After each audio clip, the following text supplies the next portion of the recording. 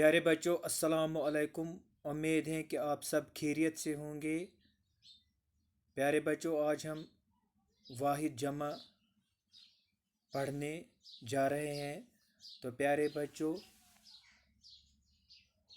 واحد جمع، واحد سنگولر، ایک اکیلے شخص یا چیز کو واحد کہتے ہیں۔ جمع پلورل، دو یا دو سے زیادہ اشخاص یا اشیاء جمع کے زمرے میں آتی ہیں۔ واحد یعنی سنگولر، اکیلا یعنی کسی اکیلے شخص یا چیز کو ہم واحد کہتے ہیں۔ جمع پلورل، دو یا دو سے زیادہ اشخاص یا اشیاء جمع کے زمرے میں آتے ہیں، یعنی ایک سے زیادہ جو ہوتے ہیں اس سے ہم جمع کہتے ہیں۔ تو پیارے بچوں واحد جمع یہاں پر لکھا ہوا ہے لڑکا، یعنی اکیلا، سنگل، لڑکا۔ اس کو کیا آئے گا؟ لڑکے، یعنی ایک سے زیادہ۔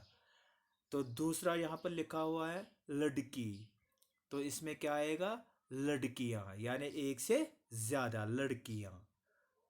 کتا، کتے، چمچہ، چمچے، کمرہ، کمرے، جواب، جوابات، حال، حالات، وقت، اوقات، خیال، خیالات، رسہ، رسے، بکری، بکریاں، بندہ، بندے، بستہ، بستے، بچہ، بچے، رقم، رقومات، مکان، مکانات، کاغذ، کاغذات، سوال، سوالات،